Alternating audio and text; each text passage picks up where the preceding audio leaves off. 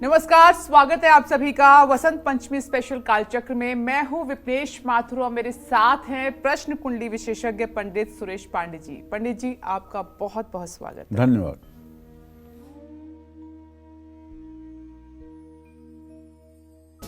महाकुंभ में आई वसंत पंचमी।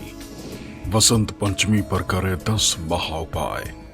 10 महाउपाय पढ़ाएंगे बुद्धि और ज्ञान। देखिए वसंत पंचमी स्पेशल काल चक्र।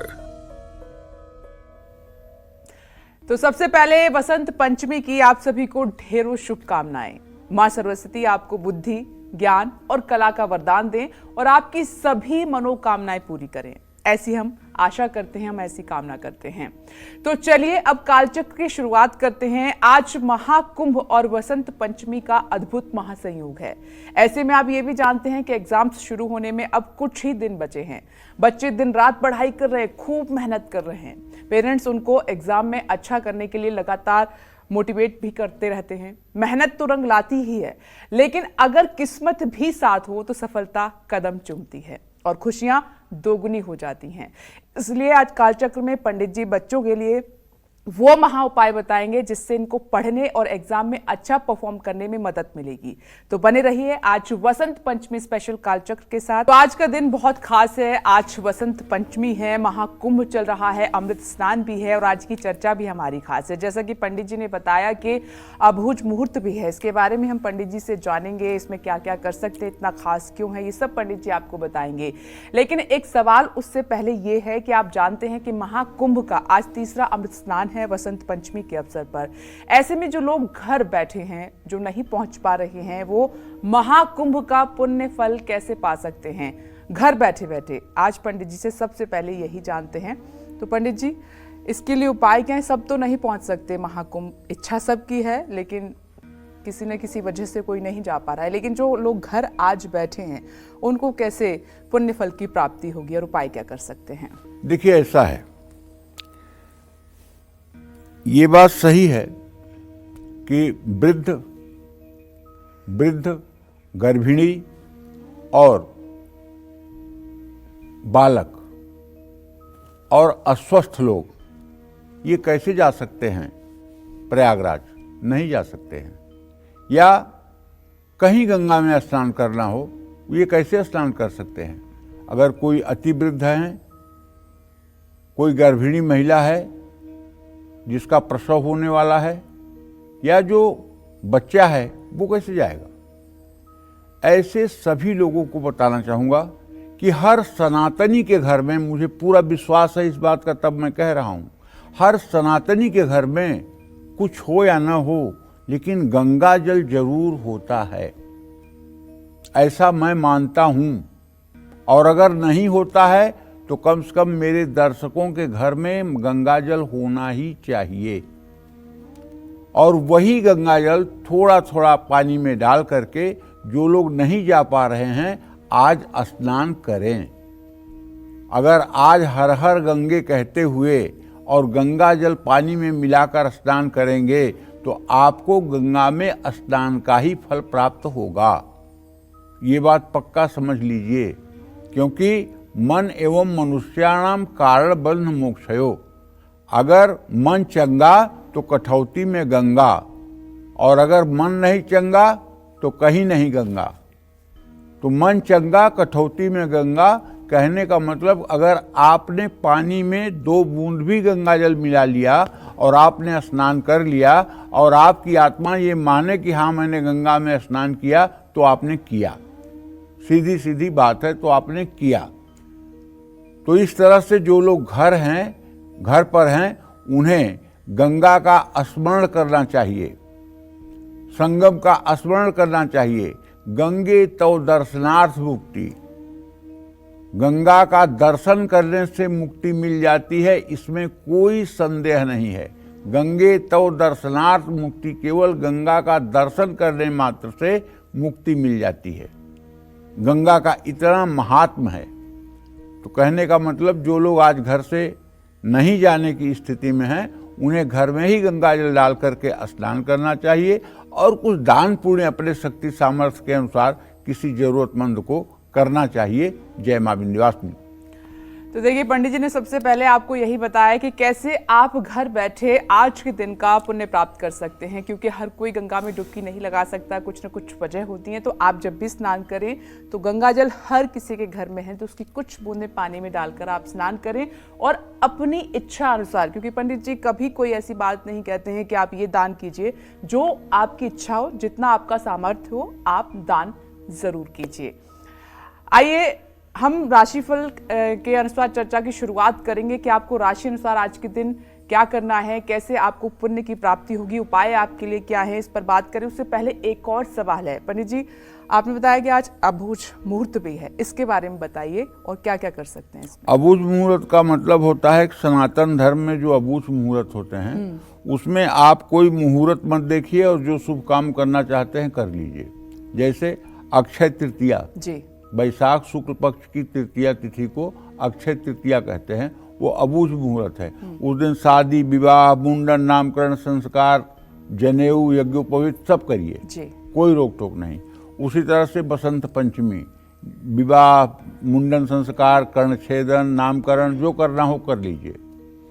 इसी तरह से प्रबोधनी एकादशी, जिस दिन भगवान विष्णु जागते हैं उस दिन अबूझ मुहूर्त, उस दिन विवाह, शादी, कर्णछेदन, नामकरण, डोलारोहण, अन्नप्राशन, तांबूल भक्षण जो भी आप करना हो वो कर लीजिए। ये अबूझ मुहूर्त है।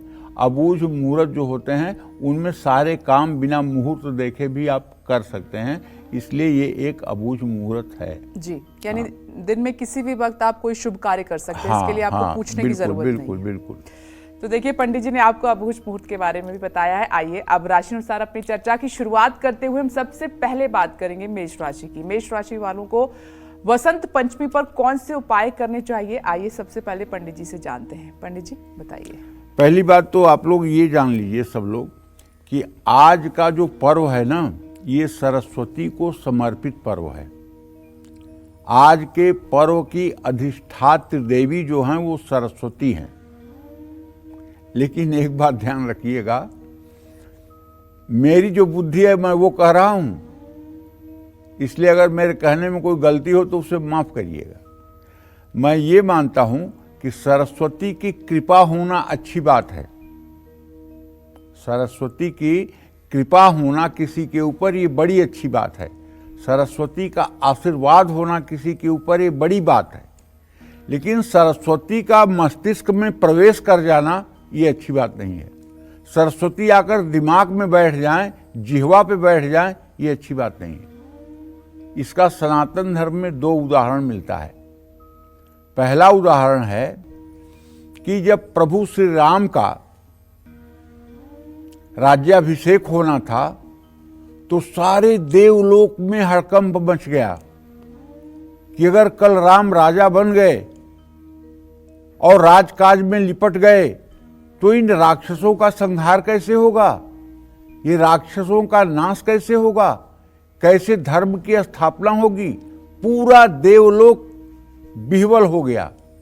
सब ने जा करके माता सरस्वती की प्रार्थना की और माता सरस्वती ने कहा कि हे देवी, तुम जा करके वहाँ किसी ऐसे व्यक्ति के सर पे सवार हो जाओ जो मतलब कि राम को वनवास करा दे। तो पूछा कौन, तो देवताओं ने बताया वहाँ जो कैकेयी की दासी है मंथरा, उसके मस्तिष्क में जाकर के आप विराजमान हो जाइए। मंथरा के दिमाग में सरस्वती है। रामचरितमानस में पढ़िएगा, ये उदाहरण है कि मतलब कि देवताओं ने प्रार्थना की तो सरस्वती ने आकर के कुबड़ी दासी मंथरा के मस्तिष्क में प्रवेश किया और उसकी जिह्वा से कैकेयी से एक वरदान वनवास का, एक वरदान भरत के राज्याभिषेक का मांगने के लिए कहा। तो क्या दुर्गति हुई कुबड़ा की, दासी मंथरा की कितनी दुर्गति हुई। दूसरा वरदान, कुंभकर्ण रावण के साथ ही यज्ञ कर रहा था, रावण के साथ ही तपस्या कर रहा था, विभीषण भी तपस्या कर रहे थे, साथ में ही कर रहे थे। रावण ने जो वरदान मांगा, अजर अमर हो जाऊं, बंदर और मनुष्य के अलावा किसी से न मरूं, वो उसको मिल गया। अब बारी आई कुंभकर्ण की। देवताओं में खलबली मच गई कि अगर ये जागता रहा तो पूरी सृष्टि को खा जाएगा। इसको 1000 भैंसा खाने के लिए चाहिए। महिष खाई कर मदिरा पाना, गर्जा बजरा घात समाना, ये तो पूरी सृष्टि को चबा डालेगा। तो सरस्वती से प्रार्थना किए देवता जाके कि इसके बुद्धि में जाके बैठ जाओ मैया, और इसे कहो कि एक दिन जागे 6 महीना सोए। तो सरस्वती ने ऐसा किया, जाकर के वो कुंभकर्ण के दिमाग में बैठ गई। और जब ब्रह्मदेव से वरदान मांगना हुआ तो उसने यही वरदान मांगा कि मैं एक दिन जागूं और 6 महीना सोऊं। ये 2 जगह पे प्रकट हुई हैं सरस्वती, और तीसरी जगह का उदाहरण मुझे मालूम नहीं है, हो सकता है हुआ हो। सनातन धर्म बहुत विस्तार का है, बहुत बड़े का है, तो मुझे पता नहीं, लेकिन ये 2 घटनाएं तो मेरे मस्तिष्क में हर समय रहती हैं। हाँ, सरस्वती की कृपा होना अच्छी बात है। तो मेष राशि के जातकों को बताना चाहूँगा कि बच्चे पूर्व दिशा की ओर मुँह करके आप पढ़ाई करें। मेष राशि के बच्चे अपने स्टडी टेबल पर एक सरस्वती यंत्र रखें, या एक सरस्वती का सुंदर सा चित्र जिसमें वो सफ़ेद परिधान में बीड़ा बजाती हुई हो और उनके बगल में मयूर हो, ऐसी बढ़िया सी एक तस्वीर लगाना चाहिए अपने आई कांटेक्ट पर, आँख के सामने। और रोज़ लाल चंदन माथे पर लगाना चाहिए। और परीक्षा देने जाते समय तुलसी का सेवन करके आप जाइए, निश्चित रूप से आपको सफलता मिलेगी। जय मां विंध्यवासिनी। तो चलिए अपनी चर्चा को और आगे बढ़ाते हैं। पंडित जी ने आपको बताया कि वसंत पंचमी पर सरस्वती पूजन बहुत महत्वपूर्ण है, लेकिन इसका सही और सटीक तरीका क्या है, शुभ मुहूर्त क्या है, अब ये जान लेते हैं। तो पंडित जी, किस शुभ मुहूर्त में आज बच्चे पूजा करें? देखिए, आज जो है पूर्वाह्न में 12 बजे दिन तक सरस्वती पूजन का कंटिन्यू मुहूर्त है। मैं बसंत पंचमी पर सरस्वती पूजन का सबसे सटीक मुहूर्त आपको बता रहा हूं। आज दोपहर 12 बजे से पहले पहले किसी भी समय में माँ सरस्वती का पूजन आप कर सकते हैं। इस दौरान रवि योग भी बना हुआ है, जो इस मुहूर्त को और भी ज़्यादा शुभ फलदायी बना रहा है। आज सरस्वती पूजन करने से बुद्धि और ज्ञान बढ़ेगा। आज जितने भी शैक्षणिक संस्थान हैं, जितने भी सरस्वती के केंद्र हैं, जो शैक्षणिक संस्थान, विद्यालय जिनको कहते हैं, जिनको कॉलेज कहते हैं, वहाँ सरस्वती पूजन का कार्यक्रम आयोजित किया जाता है और बहुत बृहद तरीके से सरस्वती पूजन होता है। और उसके बाद में सरस्वती का दूसरे दिन विसर्जन भी होता है। तो निश्चित रूप से आज का दिन अपने आप में माँ सरस्वती की कृपा पाने के लिए बड़ा ही महत्वपूर्ण दिन है। जय माँ विंध्यवासिनी। और आइए वृषभ राशि की हम बात कर लेते हैं। वृषभ राशि वालों को वसंत पंचमी पर कौन से उपाय करने चाहिए, आइए पंडित जी से जान लेते हैं। बताएं पंडित जी। देखिए, वृषभ राशि के जातकों को बताना चाहूँगा कि यदि आप स्टूडेंट्स हैं, विद्यार्थी हैं, तो उत्तर दिशा की ओर मुँह करके पढ़ाई करिए। नहाने के बाद कम से कम 108 बार ओम नमः शिवाय बोलिए। वृषभ राशि वाले बच्चों को अपनी टेबल पर एक क्रिस्टल बॉल रखना चाहिए, और जब पढ़ाई में मन न कंसंट्रेट करे, पढ़ाई में मन न लगे, तो वो क्रिस्टल बॉल स्टैंड में ऐसी लगी हो कि उसको आप क्लॉकवाइज घुमाइए। 1-2 मिनट तक अगर आप क्लॉकवाइज उसको घुमाएंगे और आपकी दृष्टि क्रिस्टल बॉल पे पड़ेगी, तो आपके मन को शीतलता मिलेगी, एकाग्रता बढ़ेगी और आप पढ़ाई पर अच्छे से फोकस कर पाएंगे। ये तो हर स्टूडेंट की टेबल पर होना चाहिए। एक क्रिस्टल बॉल हर स्टूडेंट, चाहे वो किसी राशि का हो, अगर दाहिने हाथ के पास एक क्रिस्टल बॉल है जो स्टैंड में लगा हुआ है, ये फेंगशुई की दुकानों पे मिल जाता है, अगर उसको वो क्लॉकवाइज घुमाता है बच्चा, तो निश्चित रूप से उसकी दृष्टि जब क्रिस्टल पे जाती है तो उसकी मानसिक एकाग्रता बढ़ती है, और जब मानसिक एकाग्रता बढ़ती है तो निश्चित रूप से पढ़ाई में वो अच्छे से फोकस कर पाता है, और जो पढ़ता है वो उसके मेमोरी बॉक्स में सेव हो जाता है, और जब भी वो रिकॉल मेमोरी करता है तो वो पढ़ी हुई चीज़ें वापस ज्ञान में आ जाती हैं। जय मां विंध्यवासिनी। चलिए चर्चा को आगे बढ़ाते हैं। सफलता पाने के लिए बच्चे दिन रात मेहनत कर रहे हैं। मेहनत तो रंग लाएगी ही, लेकिन किस्मत भी अगर साथ दे दे तो मेहनत का फल और मीठा हो जाएगा। तो किस्मत कैसे साथ देगी, ये पंडित जी बताएंगे। पंडित जी बताइए।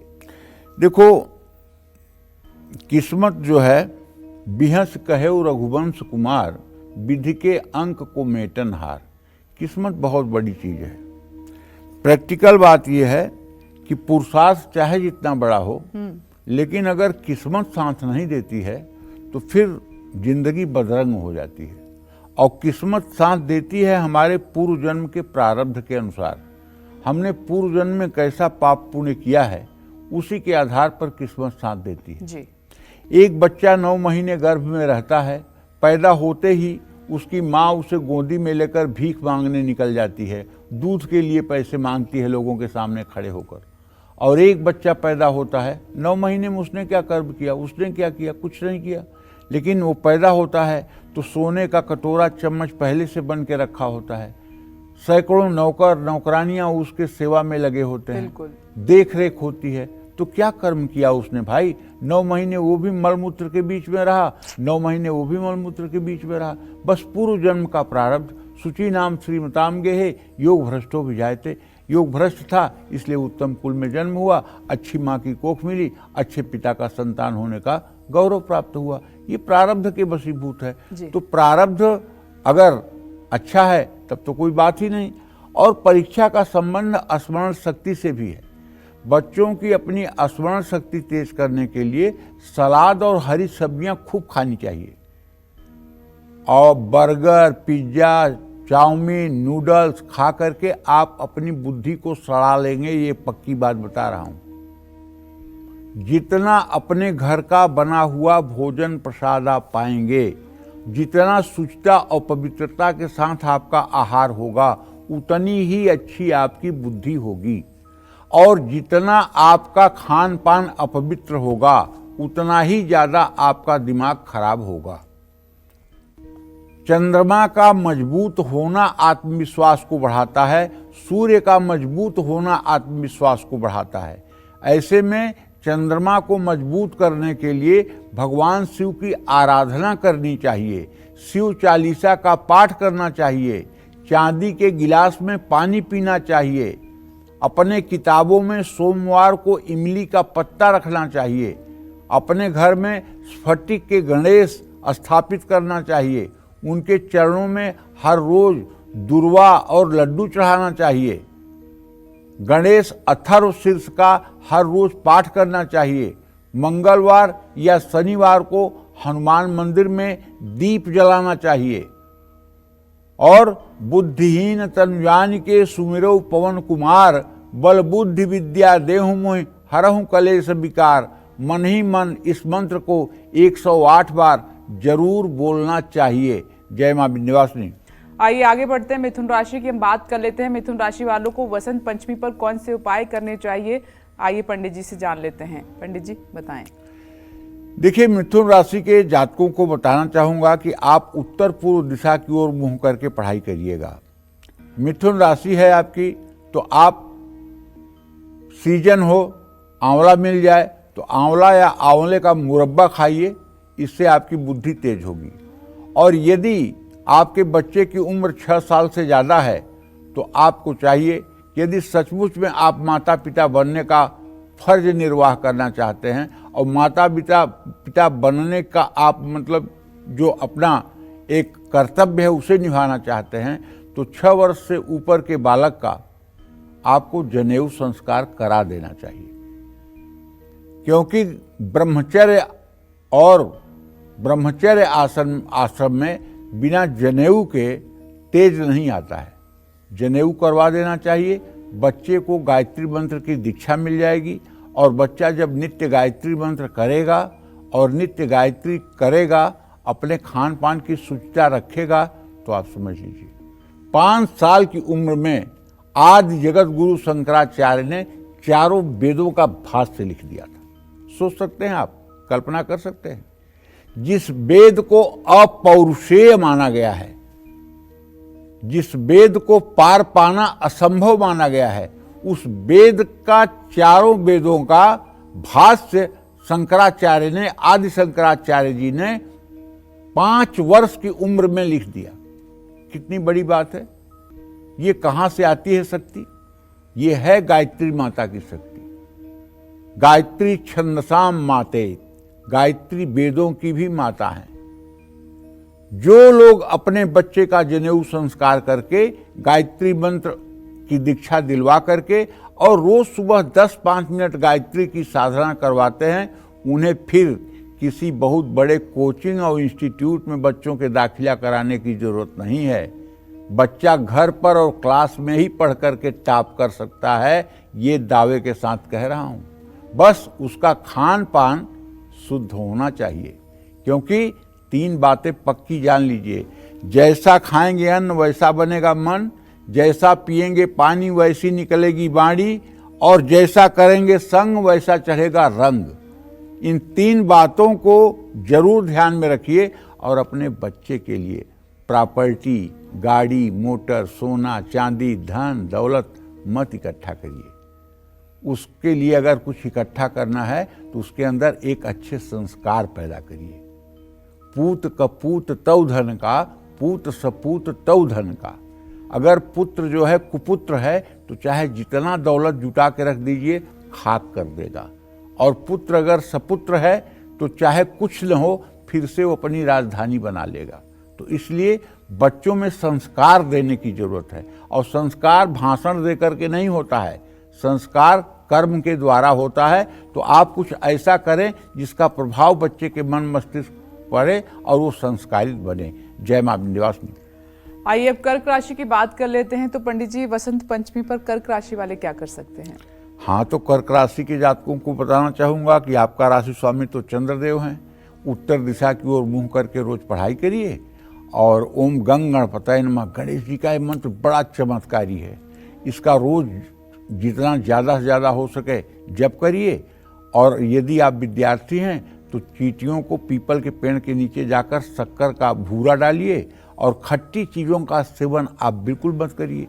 ये उपाय आप करना शुरू कर दीजिए, फिर देखिए आपके पढ़ाई में कैसे 4 चांद लगता है। जय मां विंध्यवासिनी। एग्जाम्स शुरू होते ही बच्चों के मन में एग्जामिनेशन फियर भी शुरू हो जाता है, और इसीलिए आज पंडित जी काल चक्र में बता रहे हैं कि आपको कुछ खास उपाय जिससे आप एग्जामिनेशन में या एग्जामिनेशन हॉल में आप अच्छा परफॉर्म कर पाएं, कोई भय आपके मन में ना रहे, आप घबराएं नहीं, हेजिटेशन ना हो, बशर्ते आपको मेहनत भी जी जान से करनी होगी, तभी ये उपाय आपके लिए कारगर साबित होंगे। बहुत से बच्चे घबराहट के कारण पढ़ा हुआ सब भूल जाते हैं, और जो बच्चे मेहनत तो पूरे साल करते हैं लेकिन एग्जामिनेशन में कॉन्फिडेंस की कमी उनकी मेहनत पर पानी फेर देती है। ऐसे बच्चों को क्या करना चाहिए जिससे उनकी ये कमियां दूर हो सके? आइए पंडित जी से जान लेते हैं। पंडित जी बताइए, बहुत महत्वपूर्ण सवाल है। देखिए, ये जो बताया विपनेश ने कि बच्चों को पढ़ा पढ़ाया भूल जाता है, या एग्जामिनेशन पीरियड के आते ही बच्चे बीमार हो जाते हैं, नर्वस सिस्टम के शिकार हो जाते हैं, ये 2 कारणों से होता है जो मैंने अपने जीवन में अध्ययन किया है। पहला कारण होता है कि सूर्य नीच राशि में, नीच नवांश में पापक ग्रहों से दृष्ट और पापक ग्रहों से युत होगा, तब ऐसी स्थिति बनेगी। दूसरी बात, चंद्रमा राहु, शनि या केतु के साथ होगा, तब भी ऐसी स्थिति बनेगी। अगर सूर्य कमजोर अवस्था में है, सूर्य पीड़ित है, शनि आदि ग्रहों से दृष्ट है, तो ऐसे बच्चे को पढ़ाई में तो अच्छा होगा, लेकिन जिस दिन उसे पता चलेगा कि टाइम टेबल आ गया, इस दिन प्रतियोगी परीक्षा होनी है, उसके उसी दिन से वो बीमार होना शुरू होगा, और परीक्षा का दिन आते आते वो भयंकर बीमारी का शिकार हो जाएगा, और यहां तक कि वो अपना पेपर नहीं लिख पाएगा। ये मैंने अनुभव किया है, ये केवल मुंहजबानी बात नहीं है। यदि आपके बच्चे के साथ भी ये होता है कि एग्जाम टाइम में वो बीमार पड़ता है और उसका कॉन्फिडेंस लूज होता है, तो आप विश्वास करिए, उसकी जन्म कुंडली दिखवा लीजिए। उसका सूर्य ग्रह कमजोर होगा, नीच नवांशक में होगा, पापक ग्रहों से दृष्ट होगा, पाप स्थान में होगा। तो इसके लिए अगर आप माता पिता हैं, अच्छे और समर्थवान माता पिता हैं, तो सूर्य के वैदिक मंत्र का 31,000 जप 12 ब्राह्मणों द्वारा एक दिन में रविवार को कराना चाहिए। हवन तर्पण मार्जन और ब्राह्मण भोजन कराना चाहिए और उसके बाद तब आप बच्चे का कॉन्फिडेंस देखिए। या फिर बच्चे को एक मंत्र याद करवा दीजिए, ओम घृणि सूर्याय नमः। इस मंत्र को अगर बच्चा रोज 108 बार सूर्य का दर्शन करके करने लगे तो कभी एग्जामोफोबिया हो ही नहीं सकती, इसकी पूरी गारंटी मैं लेता हूं। अगर ओम घृणि सूर्याय नमः, अगर आप आईएएस बनना चाहते हैं, आप यूपीएससी क्रैक करना चाहते हैं, आप यूपीपीसीएस क्रैक करना चाहते हैं, पीसीएसजे क्वालिफाई करना चाहते हैं, इसके लिए आपको एक मंत्र बताता हूं। ओम आकृष्णेन रजसा वर्तमानो निवेशयन्न मृतं मृतं च हिरण्येन सविता रथेन देवो याति भुवनानि पश्यन्न। ये सूर्य का वैदिक मंत्र है, आपको गूगल पे भी मिल जाएगा। सूर्य का वैदिक मंत्र एक ही होता है और ये मंत्र मिल जाएगा। इस मंत्र को कंठस्थ कर लीजिए और इस मंत्र का 10 माला जप आप 100 दिन तक लगातार कर लीजिए, फिर अपनी प्रतिभा आप देख लीजिए। चाहे आपको नेट क्वालिफाई करना हो, चाहे पीएचडी में एडमिशन लेना हो, चाहे आपको कैट क्वालिफाई करना हो, जो भी आप एग्जामिनेशन देना चाहते हैं, उसके पहले 100 दिन तक 10 माला रोज इस मंत्र का आप जप करिए और अपने बौद्धिक क्षमता में आप परिवर्तन खुद देखिए। कपूर और फिटकिरी आपको अपने पास रखना चाहिए। किसी भी परीक्षा में जाने से पहले बच्चे को मीठी दही में तुलसी का पत्ता डाल के खिलाना चाहिए। पढ़ाई और परीक्षा में सफलता के लिए मेहनत के साथ साथ गुरुवार को 1.25 मीटर पीले कपड़े में 2 किलो चने की दाल बांधकर लक्ष्मी नारायण मंदिर में भी दान करना चाहिए। ऐसा लगातार 5 गुरुवार करने से आत्मविश्वास की कमी है तो किसी भी मंदिर में आधा किलो दूध भी आप दे सकते हैं। जिन बच्चों को पढ़ा हुआ याद रखने में बहुत परेशानी होती है, उनको हमेशा अपना सर ढककर पढ़ाई करनी चाहिए। जय मां विंध्यवासिनी। चलिए जल्दी से अब सिंह राशि की हम बात कर लेते हैं। वसंत पंचमी के अवसर पर पंडित जी सिंह राशि वाले क्या करें? देखिए, सिंह राशि के जातकों को बताना चाहूंगा कि सिंह राशि के विद्यार्थियों को उत्तर पूर्व दिशा की ओर मुंह करके पढ़ना चाहिए। शिव मंदिर में संध्या के समय सरसों के तेल का दिया जलाना चाहिए। सिंह राशि के विद्यार्थी हर रोज सूर्य को अर्घ दें, निश्चित रूप से इससे सफलता मिलेगी। जय मां विंध्यवासिनी। तो चलिए अब बात कर लेते हैं शनिदेव और सूर्य ग्रह की। इन ग्रहों के बुरे प्रभाव या नेगेटिविटी के कारण बच्चों का पढ़ाई में मन नहीं लगता है, तो उनको क्या उपाय करने चाहिए, बताएं पंडित जी। देखिए, बच्चों के कमरे की दीवार पर नीम की एक टहनी छोटी सी लटका देनी चाहिए। इससे कमरे की हवा शुद्ध रहेगी, बच्चों पर सकारात्मक प्रभाव पड़ेगा। जितने भी विद्यार्थी हैं उनको भगवान सूर्य की पूजा अवश्य करनी चाहिए।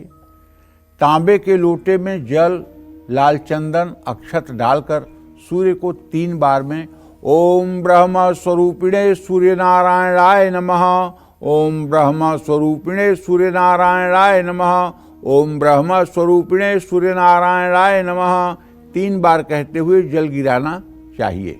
शनि की 7.5 या ढैया, जैसे इस समय मकर, कुंभ, मीन राशि पर 7.5 है और कर्क और वृश्चिक राशि पर शनि की ढैया है, लेकिन 29 मार्च 2025 को रात 11:01 पर शनि का जब परिवर्तन होगा तो ढैया कर्क राशि से समाप्त हो जाएगी, वृश्चिक राशि से समाप्त हो जाएगी और मकर राशि से 7.5 समाप्त हो जाएगी, मेष राशि पर 7.5 शुरू हो जाएगी।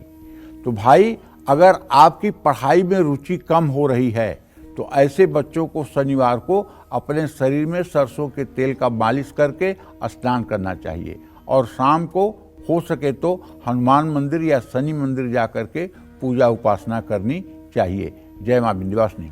आइए अब कन्या राशि की हम बात कर लेते हैं। तो पंडित जी, वसंत पंचमी के अवसर पर कन्या राशि वाले क्या उपाय करें? देखिए, कन्या राशि के जातकों को बताना चाहूंगा कि पूरब दिशा की ओर मुंह करके आप पढ़िए, ओम विकटाय नमः इस मंत्र का जप करिए। कन्या राशि के विद्यार्थी केसर, शहद और घी का सेवन कर सकते हैं, इससे बौद्धिक क्षमता पर बहुत असर पड़ता है। लेकिन एक बात बताऊं, जब आपका बच्चा 1 साल के अंदर होता है या तीसरे साल में होता है, तब आप उसका करवाते हैं मुंडन संस्कार। चाहे वो लड़की हो चाहे लड़का हो, दोनों का मुंडन संस्कार आप करवाते हैं। मुंडन संस्कार के बाद एक संस्कार होता है चुंडन संस्कार। पहली बार जब मुंडन होता है तो सर के सारे बाल हटा दिए जाते हैं। और जब चूड़ा संस्कार होता है तो सर के ऊपर एक शिखा रखी जाती है जिसको चुंडी कहते हैं। तो इसको हमारे शास्त्रों में कहते हैं चिद्रूपिणी नाम की एक महाशक्ति है जो यहाँ विराजमान रहती है। चिद्रूपिणी महामाये दिव्य तेज समन्विते तिष्ठ देवी शिखा मध्य तेजो वृद्धि कुरुस्व में। ये चेहरे का तेज बढ़ाती है, मेमोरी पावर बढ़ाती है। जैसे पहले रेडियो में एंटीना होता था और एंटीना निकाल दीजिए तो वो न सिग्नल हो तब भी सिग्नल पकड़ लेता था, उसी तरह से यहाँ पर सर पर जो शिखा होती है वो एंटीना का काम करती है। इसलिए सबको चाहिए कि अपने बच्चों का चूड़ा संस्कार जरूर करवाएं और बच्चों को शिखा धारण जरूर करवाएं। जय मां विंध्यवासिनी। अब तुला राशि की बात कर लेते हैं, क्या उपाय आज आपको करने हैं पंडित जी, बताएं। देखिए, तुला राशि के जातकों को बताना चाहूँगा कि ईशान कोण में पूर्व उत्तर के डायरेक्शन में मुंह करके पढ़ाई करिए, शिवलिंग का पंचामृत से अभिषेक करिए, अपनी स्टडी टेबल पर शंख रखिए। तुला राशि के जातक परीक्षा देने जाने से पहले थोड़ा सा सौंफ मुंह में डाल करके निकलें तो सफलता मिलेगी। जय मां विंध्यवासिनी। चलिए आगे बढ़ते हैं, वृश्चिक राशि की बात कर लेते हैं। आज जो वृश्चिक राशि के विद्यार्थी हैं क्या उपाय कर सकते हैं खास, आइए पंडित जी से जान लेते हैं। पंडित जी बताइए। वृश्चिक राशि के जातकों को बताना चाहूँगा कि देखिए, आप उत्तर दिशा की ओर मुँह करके पढ़ाई करिए और बच्चे अपने कमरे में सरस्वती यंत्र और सरस्वती का चित्र लगा करके और नित्य प्रसन्नता पूर्वक पढ़ाई करें, इससे उनका जीवन मंगलमय होगा। जय मां विंध्यवासिनी। में अब बात कर लेते हैं धनुराशि की। धनुराशि वालों को वसंत पंचमी पर कौन से उपाय करने चाहिए, आइए जान लेते हैं पंडित जी से। पंडित जी बताइए।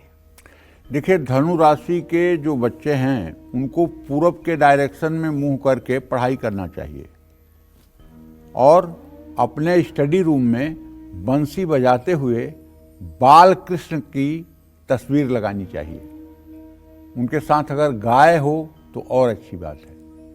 धनु राशि के जातकों को चाहिए कि वो अपने बच्चों के, अगर धनु राशि का बच्चा है तो उसके बच्चे में दूध में केसर डाल करके और उसको उबाल करके तब पिलाएं और गायत्री मंत्र बच्चे को सिखाएं।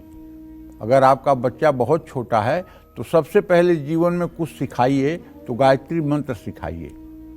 गायत्री मंत्र अगर आप बच्चे को सिखा देंगे तो आपने समझ लीजिए कि अपने बच्चे के लिए बहुत बड़ा यज्ञ कर दिया है। इसलिए सबसे पहले जब बच्चा बोलना शुरू करे तो उसे गायत्री मंत्र सिखाइए। जय मां विंध्यवासिनी। अब मकर राशि की बात कर लेते हैं। वसंत पंचमी का अवसर ये खास है, क्या उपाय आपके लिए बनते हैं, बता रहे हैं पंडित जी, बताइए। देखिए, मकर राशि के जातकों को बताना चाहूँगा कि उत्तर पूर्व दिशा की ओर मुँह करके बच्चे पढ़ाई करें, तुलसी के पत्ते का सेवन करें। मकर राशि के बच्चे ओम नमो भगवते वासुदेवाय इस मंत्र का जप करें और अगर हो सके तो भगवान विष्णु का एक चित्र अपने स्टडी रूम में शंख चक्र गदा पद्म धारण किए हुए भगवान श्री हरि विष्णु का चित्र बच्चे के आई कांटेक्ट पर, मतलब आंख के ठीक सामने लगवा दें। निश्चित रूप से आनंद बरसेगा, इसमें कोई दो राय नहीं है। चलिए अब बात करते हैं आज के हमारे लकी ईमेल कुंडली विजेता की, और आज के हमारे ईमेल कुंडली विजेता हैं मुरादाबाद के रहने वाले विहान सिंह। आइए उनसे बात करते हैं। विहान, आपको बहुत बहुत मुबारकबाद। आपकी डिटेल पंडित जी के पास पहले से ही है, आप अपने सवाल कर सकते हैं अब।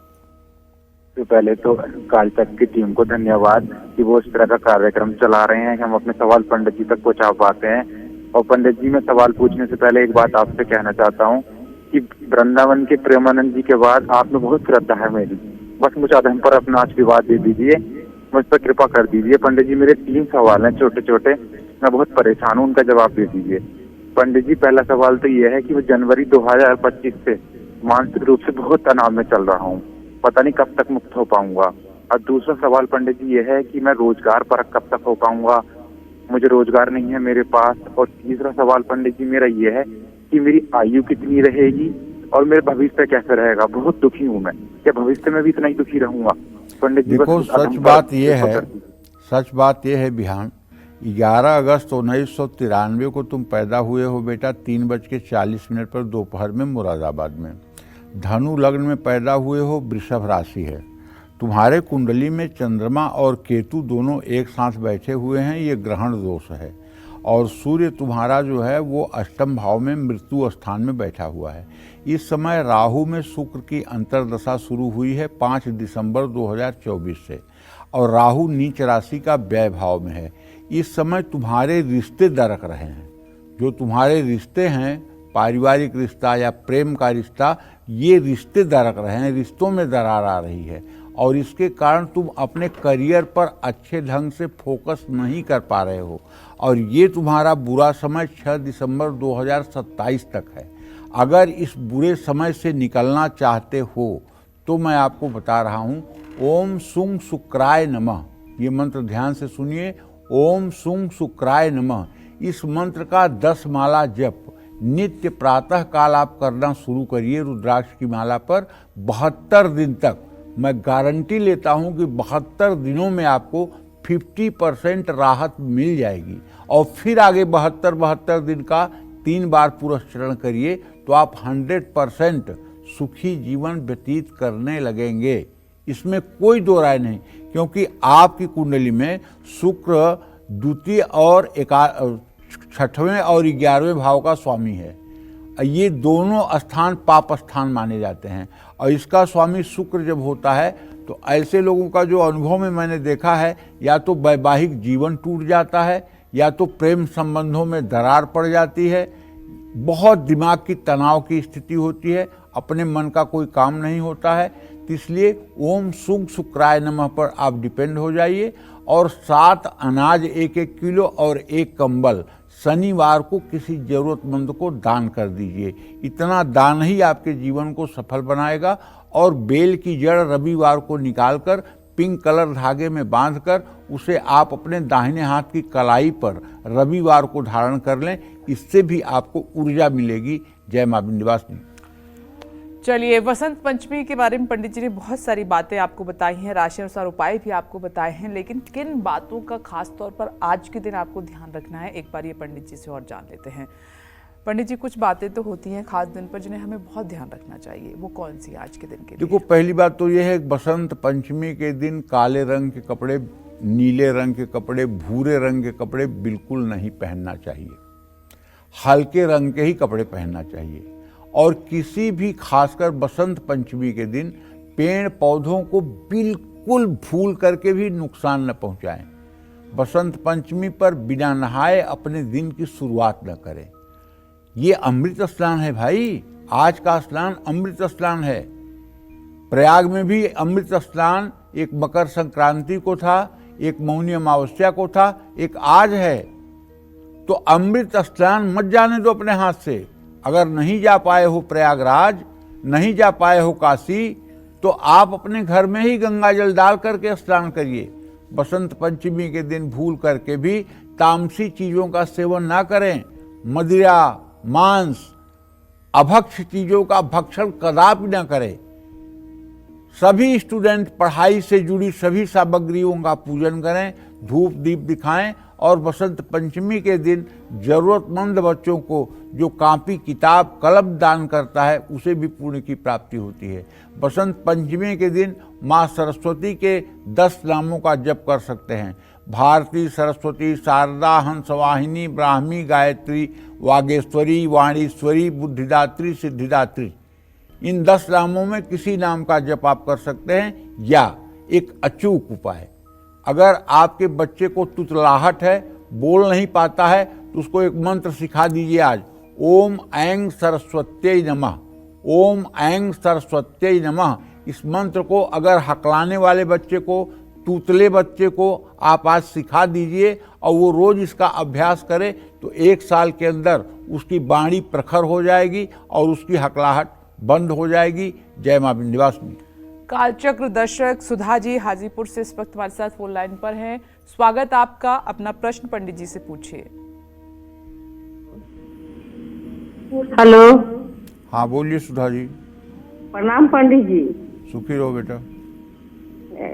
हम बेटा के 2 प्रश्न पूछना चाहते हैं कि एक है उसका मतलब कि भविष्य कैसा रहेगा, उसका शादीशुदा कब होगा। डेट 18/12/91 का जन्म है, प्रशांत कुमार है, दिन बुधवार का जन्म है। और उसका शादीशुदा भविष्य कैसा जाएगा, कब तक शादी होगा सर? इस साल शादी हो जाएगी पक्की, 8 मई से लेकर 9 जून के बीच में शादी हो जाएगी पक्की। लेकिन तुम्हारे बेटे के शादी में लेट हो गया। अब वो 33-34 साल का हो रहा है, विवाह उसका पहले हो जाना चाहिए था, लेकिन आप लोगों की लापरवाही की वजह से विवाह नहीं हो पाया है। 8 मई से 9 जून के बीच में विवाह संपन्न हो जाएगा और साधारण परिवार में विवाह होगा। और जहाँ तक रोजी रोजगार का प्रश्न है, तो देखो उस विषय में तो मैं यही कहना चाहूँगा कि तुम्हारे पंचम भाव का जो स्वामी है उससे 10वें बृहस्पति है, उसको चाहिए कि रोज विष्णु सहस्त्र नाम का पाठ करना शुरू कर दे। अगर ये पाठ 125 दिन कर लेगा तो रोजगार परक भी हो जाएगा और अच्छा पैसा भी कमाएगा, अपनी जिम्मेदारियों को पूरा भी करेगा। जय मां विंध्यवासिनी। बस्ती गोंडा से अजीत जी भी हमारे साथ जुड़ गए हैं इस वक्त कालचक्र में फोन लाइन पर। स्वागत है आपका, अपना सवाल पंडित जी से कीजिए। जी नमस्कार पंडित। हाँ नमस्कार। जय मां विंध्यवासिनी महाराज। जय मां विंध्यवासिनी। सर हम जानना चाहते हैं, हमारा जन्म तिथि 12 अप्रैल सन 1993 है और हम अपने भविष्य के बारे में जानना चाहते हैं, हमारे बेरोजगार के बारे में जानना चाहते हैं सर, स्वास्थ्य के बारे में। बृहस्पति और शुक्र का इत्तेसाल हो रहा है, भविष्य आपका बहुत अच्छा है, कोई टेंशन की बात नहीं है। लेकिन वर्तमान आपका थोड़ा सा अच्छा नहीं है। वर्तमान में अभी संघर्ष की स्थिति है, खर्चे बढ़े हुए हैं, उसके अनुरूप आमदनी नहीं है। तो मैं आपसे कहना चाहूँगा कि यदि आप चाहते हैं कि आपका जीवन सुव्यवस्थित हो जाए तो आपको श्री सूक्तम के 16 मंत्रों का रोज सुबह शाम पाठ करना चाहिए। और भूल करके भी शनिवार के दिन कोई ऐसा काम नहीं करना चाहिए जिससे किसी गरीब, मजबूर या किसी व्यक्ति को दुख या कष्ट पहुँचे। शनिवार के दिन आपको कुत्ते को, कौवे को, गाय को रोटी तेल लगी हुई जरूर खिलाना चाहिए, इससे भी आपका भाग्योदय होगा। जय मां विंध्यवासिनी। अब बात करते हैं कुंभ राशि की। कुंभ राशि वालों को बसंत पंचमी पर कौन से उपाय करने चाहिए, आइए पंडित जी से जानते हैं। बताएं पंडित जी। देखिए, कुंभ राशि के जातकों को बताना चाहूँगा कि यदि आप कुंभ राशि के अंतर्गत पैदा हुए हैं और आप विद्यार्थी हैं तो पूर्व दिशा की ओर मुँह करके भैया पढ़ाई करिएगा और नित्य आप सूर्य को अर्घ दीजिएगा। यदि आपकी अवस्था 6 साल से ज़्यादा है तो आपके माता पिता को चाहिए कि आपको सूर्य अर्घ देने की विधा में पारंगत करें। अगर आप 6 वर्ष के बच्चे हैं और सीजन के कारण आप नहा नहीं पा रहे हैं तो आप तब भी उगते हुए सूरज के सामने खड़े होकर जाकर दोनों हाथ जोड़ करके सूर्य देव को प्रणाम करके जरूर आइए। उगते हुए सूरज को जरूर देखिए। इससे क्या होगा कि सूर्य की किरणें जब आपके ऊपर पड़ेंगी तो निश्चित रूप से आपके ऊपर महालक्ष्मी की कृपा के साथ साथ सरस्वती की भी कृपा हो जाएगी। बच्चे अपने कमरे में भगवान शिव का एक सौम्य तस्वीर लगाएं। सौम्य तस्वीर का मतलब समझ रहे हैं ना? एक तो भगवान शिव की तांडव करते हुए भी तस्वीर है जब वो तांडव कर रहे होते हैं, और एक तस्वीर उनकी है जब वो समाधि अवस्था में होते हैं। लेकिन ध्यान रखिएगा, भगवान शिव का चित्र गौर वर्ण का ही होना चाहिए। ये जितना आप टीवी टाबा पे देखते हैं और जितने आप फोटो कैलेंडर देखते हैं, इसमें श्याम वर्ण के जो शिव जी दिखाई जाते हैं, ये एकदम गलत है, एकदम गलत है, 200% गलत है। कर्पूर गौरम करुणावतारम, कपूर के समान गोरे रंग के शिव जी हैं, ये बात पक्की है। ये हमारा शास्त्र चिल्ला चिल्ला के कहता है, कर्पूर गौरम करुणावतारम संसार सारम भुजगेंद्रहारम सदा वसंतम हृदयारविंदे भवम भवानी सहितम नमामि। कपूर के समान गौर वर्ण है। ये गौर वर्ण वाली जहां उनकी प्रतिमा होगी उसका आप ध्यान करेंगे तो मैं दावे के साथ कहता हूं निश्चित रूप से आपका ध्यान सफलता को प्राप्त करेगा। जय मां विंध्यवासिनी। अब आगे बढ़ते हुए मीन राशि की बात कर लेते हैं। तो पंडित जी बताइए कि मीन राशि वाले आज क्या उपाय करें। हाँ, मीन राशि के जातकों को भी बताना चाहूँगा कि देखिए, आपको अगर विद्यार्थी हैं आप तो उत्तर दिशा की ओर मुँह करके रोज पढ़ाई करिए, इससे आपको शुभ फल मिलेगा। और दूध में थोड़ा सा केसर डालकर माता पिता को चाहिए कि उसे बॉयल करके और जब हल्का सा गुनगुना रहे तो बच्चे को पीने के लिए दें। इससे बच्चे का स्वास्थ्य भी ठीक होगा और उसकी बौद्धिक क्षमता भी बढ़ेगी। लेकिन सभी राशि के जातकों को बताना चाहूंगा कि सभी राशि के जितने स्टूडेंट्स हैं, जितने विद्यार्थी हैं, लड़के हैं, लड़की हैं, जो भी हैं, सबको सूर्य नमस्कार करना सिखाइए। हम सभी अभिभावकों से आग्रह करते हैं, 2 काम सिखाइए। एक, सूर्य को नमस्कार करना सिखाइए।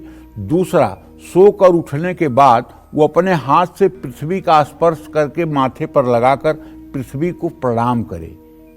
सोकर उठने के बाद वो तब तक पैर नीचे न रखे जब तक वो हाथ से पृथ्वी को छू करके प्रणाम न कर ले, और सूर्य को जाकर के देख न ले। इसके बाद दिनचर्या शुरू होनी चाहिए। अगर आप बच्चे के अंदर अच्छे संस्कार बचपन में सृजित कर देंगे तो आप विश्वास करिए बाद में आपको दुख नहीं होगा। कई परत्र दुख पावई, सिर धुन पछताई, कालहि कर्महि ईश्वरहि, मिथ्या दोष लगाई। आप संस्कार नहीं देंगे और कल बच्चा जब गलत रास्ते पर होगा तो आप बच्चे की गलती निकालेंगे। जय मां विंध्यवासिनी। तो आप देख रहे थे वसंत पंचमी स्पेशल कालचक्र। पंडित जी, आपका बहुत बहुत धन्यवाद। धन्यवाद। उम्मीद करते हैं हमारा विषय आज का बहुत पसंद आया होगा आपको। कल फिर एक नए विषय और आपकी परेशानियों को दूर करने के लिए ढेरों उपाय लेकर आएंगे हम पंडित सुरेश पांडे जी के साथ। तब तक के लिए कालचक्र की टीम को दीजिए इजाजत। नमस्कार।